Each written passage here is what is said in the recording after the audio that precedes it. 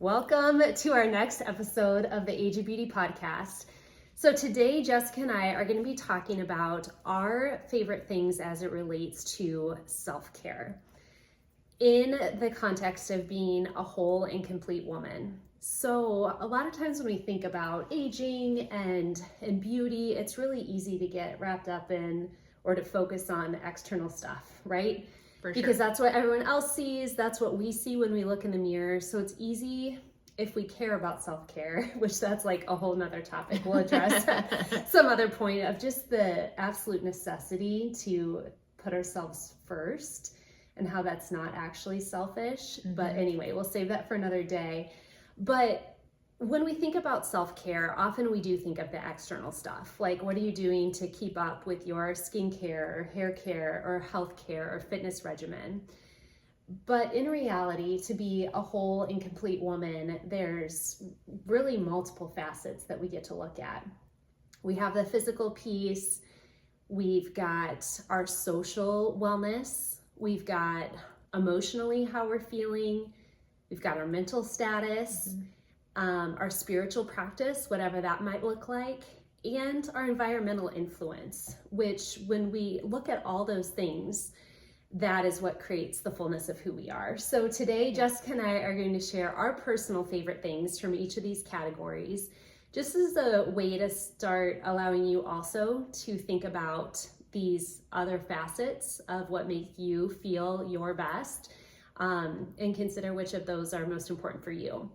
So do you want to kick us off by sharing what your favorite kind of either physical or health related or beauty type routine is to fulfill your physical aspect of it? Sure. Let's start off with physical.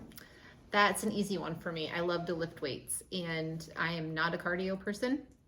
I never have been, and I've never enjoyed it, but lifting weights I feel is kind of invigorating. It's a challenge. I like to see if I can lift a little bit more than I did the time before. And then sometimes I just really feel like a badass. You are a badass. Badass. Because now when I go to the gym, I go to the section that kind of is like the more heavily male, like where the barbells are, the Smith machine, which I use as a squat rack, and those are the machines where typically the males are. The women are usually in the other part. And so when I'm back there and I'm loading up the bar with weights, and I just kind of feel, Layla would say a baddie. Yeah. I love it. All right. And then how about social for you? Social, I love to get together with friends, and sometimes it goes in phases where I have more time for that and not, but I definitely feel like it's worth the time. I always walk away from time with friends feeling refreshed, energized, and so glad that I did it. Yeah, well, and you might be familiar with this study from Harvard that said in order to be happy in your life, the biggest factor contributor to your happiness is your social connection. So it's been easy in this kind of Zoom and virtual world, especially post-COVID, to not put a ton of emphasis on that. But being with real people in real life and making those connections in real time really does a lot to make us happy. That's my social thing too, is being with friends. And specifically, I've got a group of girlfriends, we get together every month, which is awesome. Whoever can make it makes it. Not everyone can every month, but we always just would focus on like meeting for dinner or go out to dinner on the boat, or just different renditions of like trying new restaurants. But now we're leaning into doing more fun, adventurous things, which I'm loving, because then we're creating new experiences that are going to be more memorable, and that's been fun for us. That sounds really fun. What's one thing that you guys have done? So we have a bachelorette party coming up for one of the women in the group who's getting remarried, and so we're planning to do a tour, which is going to be awesome, of an island. We're going up to Quebec City in Canada, and we're doing this tour one day. And then the other thing that hasn't been planned yet, but we have a very adventurous girl in our crew, and she wants to do, I forget what it's called, but like on the side of a cliff where you're like in with a harness like walking from and holding your hands on different like outcroppings and little posts as you navigate the side of this cliff, which oh my gosh, I'm a little freaked out about. So that's, I would say, on the extreme end. Yeah. A little more like casual might be doing yoga in the backyard at my place and having someone guide it, you know, just something different. Yeah. Outside of the box. So I love those ideas. What about your physical? I have two things for physical. One thing that I recently was like, I've heard about for a long time, but didn't actually implement was castor oil. This is like a miracle oil, kind of.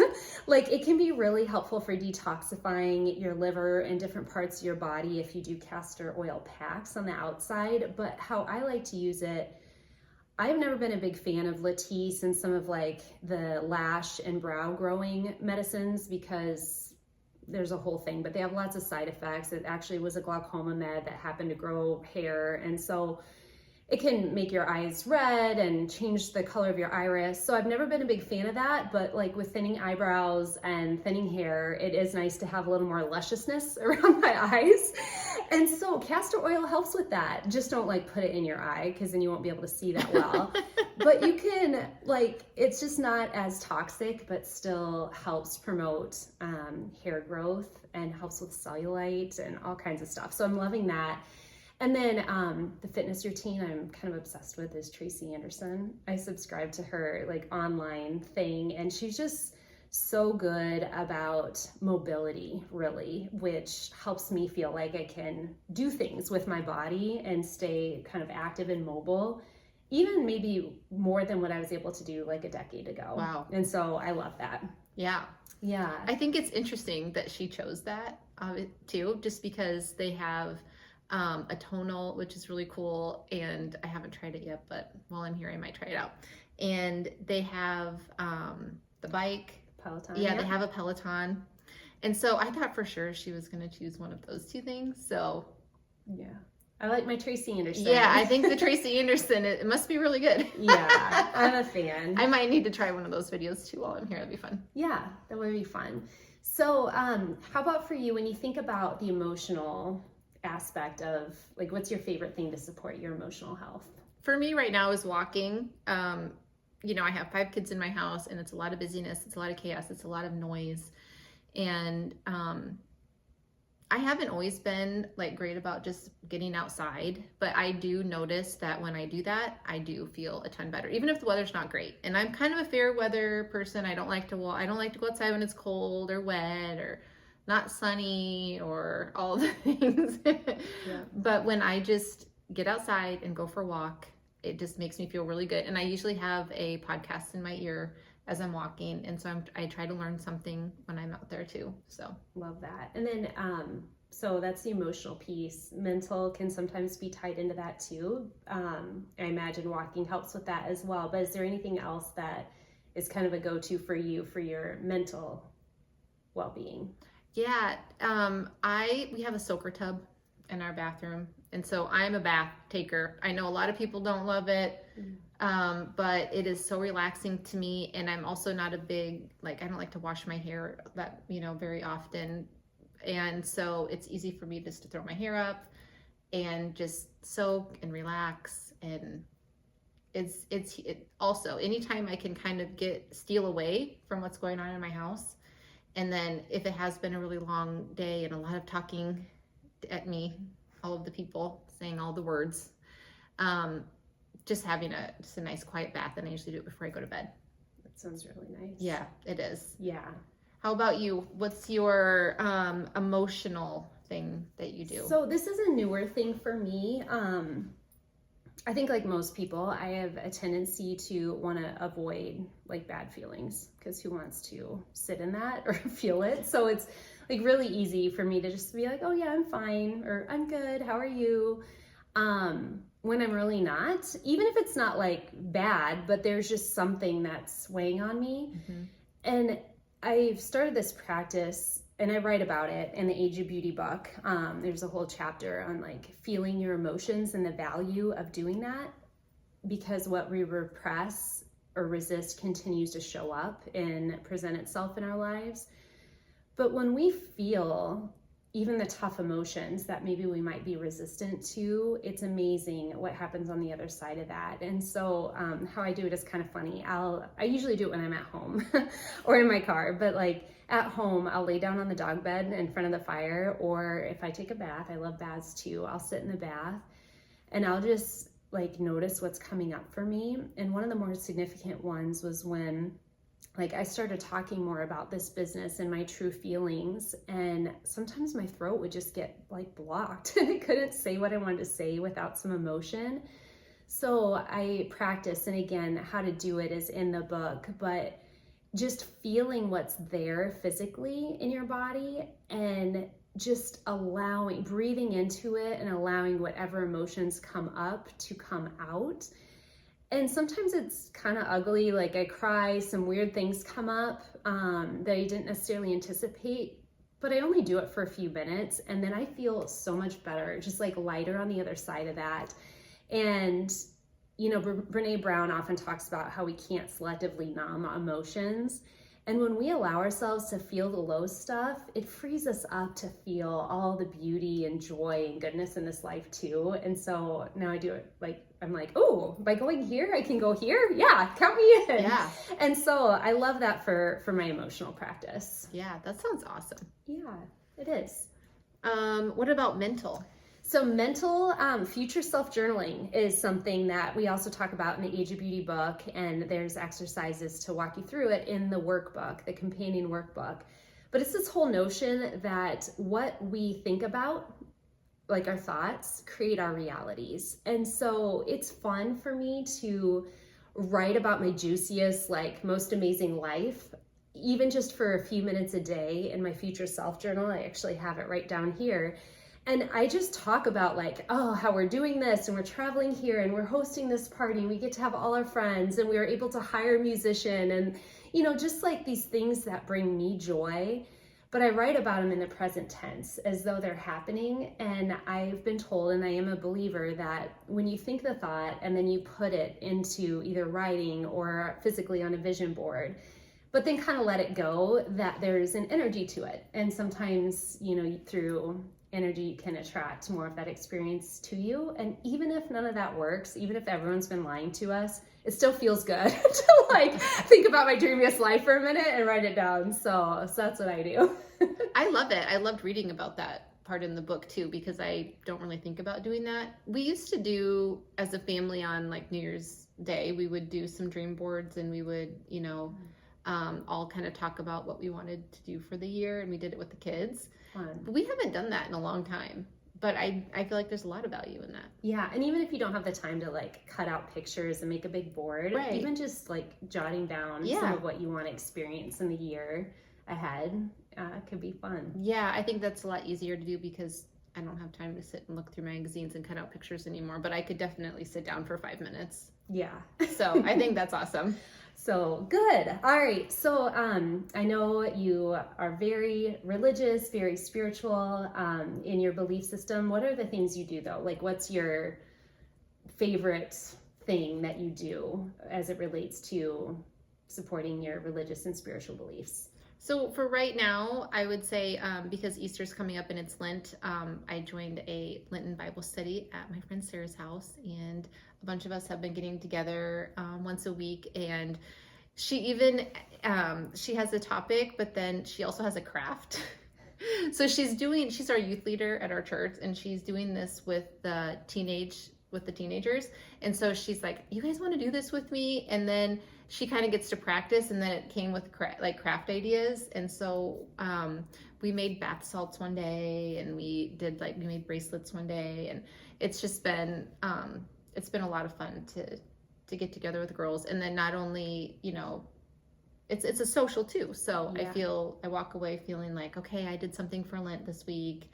And also just had a lot of great girl time too. So that's been great. Aside from Lent, I would say just, you know, weekly going to mass is, you know, it's a big priority in our family. We don't miss because my husband says we're not missing.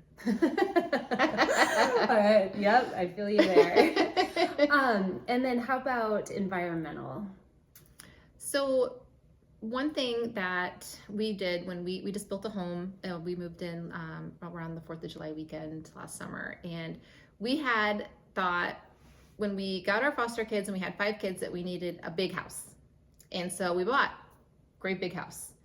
And oh man, that thing was a beast to clean and keep everything, it was so hard. And I always felt like I was drowning. And so when we built our house, we did much smaller, and I just tried to have everything be very efficient. And then I tried to just be very minimal, and keeping our house in the mindset of minimalistic and just not very many things, and keeping things kind of the counters cleared and things put away. Everything has a home, and just limiting the amount of stuff has just done wonders for me with a lot of kids in our house that could have a lot of things. And it's just the less is more. Yeah. And I feel like I can keep up, and I just feel like I can breathe. Yeah, there's so much power in that, because it is sort of common nature to just acquire more and always kind of be reaching for that next thing. But there does come a point where it's too much to maintain. Yeah. Or maybe there's even some bad feeling associated with something that you purchased but aren't using, and it's sitting there. And so to be able to utilize what is in your life and like appreciate it and have it be minimal for sake of supporting your environment seems like a good thing. It is. And I the more is just more, and it's more to manage, and I have enough to manage. I manage everybody's schedules. I manage everybody's meals. I manage everybody. It's a lot. Yeah, that is a lot. But I feel like you guys live the same way. I mean, you guys built your home, and it is also minimal, and I love it. And but it's cozy. It still feels cozy. It feels like the things that are out, I feel like, are purposeful, and nothing's out. We've had people come over and they're like, do you guys do anything? Like, do you have any toys? No, they're all hidden away. I may be a little too a fault, but whatever. It feels good to, it does feel good. Like, walk in your closet and know that everything there you're actually either actively wearing or like you still enjoy and want to wear, as opposed to just going through a bunch of stuff. Yeah. So yeah. How about you? What's your spiritual practice that you're doing right now? They're a little bit interrelated, but for me it's meditation. When I can take time away from my day and just go inward, and I usually do guided meditations because it's easier for me than just sitting there. My mind wanders. But having someone guide me through, some deep breathing and just allowing me to be more present and calm in my body, it's helped a lot with my anxiety, but it's also helped with my connection to knowing that I am and we all are part of something bigger than us. And we all have our own words and definition for what that looks like. But I've definitely felt that higher connection through meditation, and I love it. Mm-hmm. Like, if I meditated every day of my life, I would, and I probably do 90+% of the time. Even if it's sometimes just an intentional breath that you're pausing for and really feeling like where you are in your body is a form of meditation. So it doesn't have to be like a big long thing to make it valuable. So I guess in that case, I meditate every day. There you go. Because I breathe every day. Breathing's good. Yeah. Yep. And then the last thing for me, like environmental. Right. So I love our PMEF mat, pulse magnetic electrofrequency mat. We'll have more detailed episodes about this later, so I won't get into a ton of technicality now, but it's a mat we invested in. We keep it in our bed. And from all of the electromagnetic interference that's in our world and in our life through radio and satellite and 5G and computer screens and everything else, it does interact with us, and it can flip around our cells and make them less healthy. And so what the PMEF mat does is it grounds me. It grounds you if you use one, and it also helps optimize cellular communication, which I think happens at like 20 microseconds or like a very quick, high frequency that cells communicate. And so it optimizes that and optimizes just the natural healing of our body. And I've been using it for so long that I can't even tell you like what the benefit is of it that I have experienced, because it's just been part of my life now for such a long time. But there's so much research on it, and I just love it for kind of mitigating some of the external environmental noise. Yeah. So kind of a short episode for you today. We just really wanted to talk about our favorite things as it relates to self-care from a holistic perspective, Right. From all the things. And as you practice your own self-care, I hope you can either relate to some of the things that we've shared today, or just use that as inspiration for something that you might want to lean more into in your life. So thank you for tuning in, and we'll look forward to catching up with you next week on our next Age of Beauty podcast episode. Bye. Bye.